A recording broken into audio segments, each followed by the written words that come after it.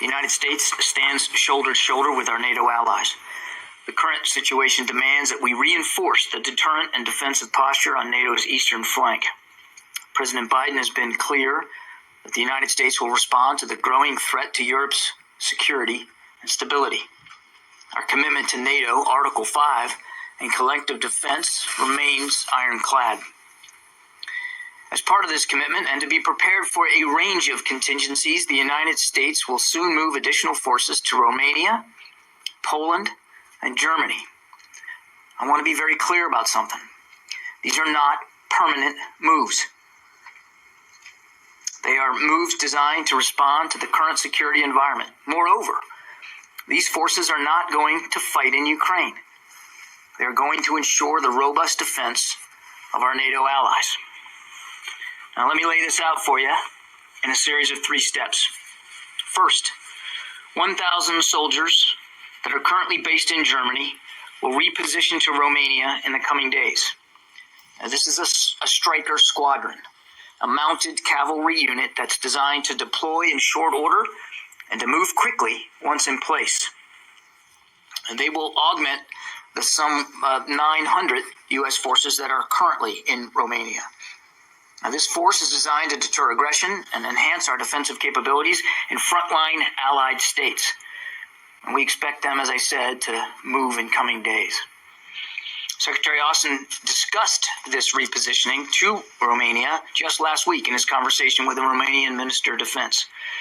And again, I want to stress that this move is coming at the express invitation of the Romanian government. Additionally, we welcome French President Macron's announcement that France intends to deploy forces to Romania under NATO command, which Secretary Austin discussed with the French Defense Minister, Florence Parly, just last week.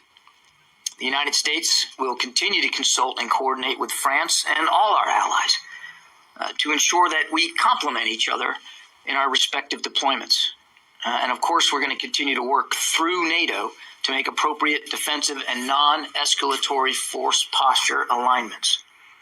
Second, we are moving an additional force of about approximately 2,000 troops from the United States to Europe in the next few days. The 82nd Airborne Division is deploying components of an infantry brigade combat team and key enablers to Poland, and the 18th Airborne Corps is moving a joint task force capable headquarters to Germany. Now, both of them, as you know, are based in Fort Bragg, North Carolina. Collectively, this force is trained and equipped for a variety of missions to deter aggression and to reassure and to defend our allies.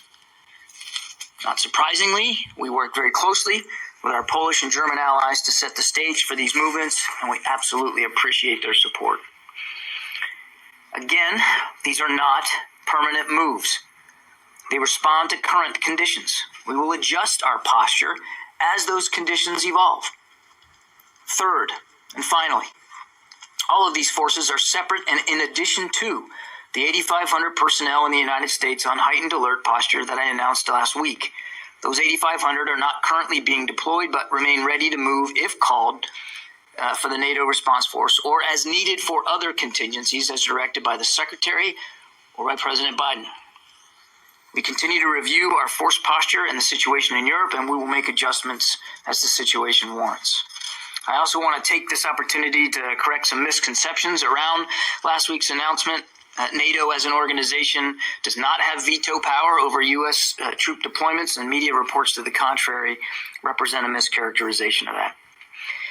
Nothing precludes the United States from making its own decisions on force movements, including those forces that are being placed on heightened readiness.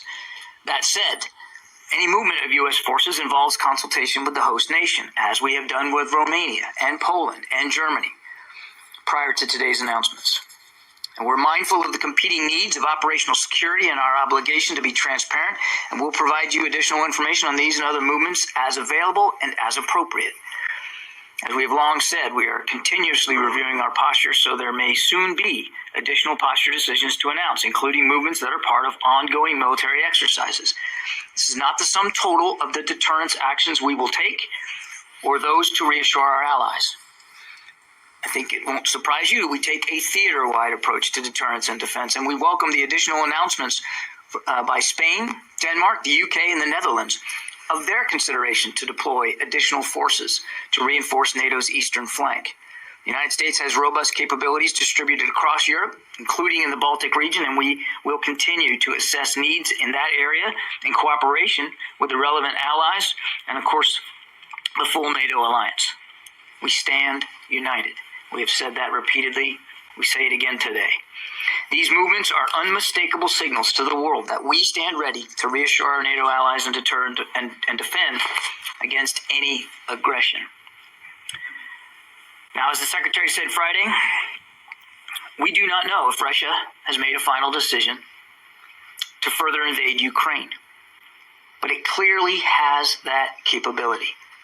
The Department of Defense will continue to support diplomatic efforts led by the White House and the State Department to press for resolution. We do not believe conflict is inevitable. The United States, in lockstep with our allies and partners, has offered Russia a path to de-escalate. But we will take all prudent measures to assure our own security and that of our allies. Now, finally, just one note. I note that in the past few hours, a proposal made by the United States leaked to a European news outlet. We did not make this document public, but now that it is, it confirms to the entire world what we have always been saying. There is no daylight between our public statements and our private discussions. NATO and its partners are unified in their resolve and open to constructive and serious diplomacy. The United States has gone the extra mile to find a diplomatic solution. And if Russia actually wants to negotiate a solution, as it claims it does, this document certainly makes clear that there is a path forward to do so.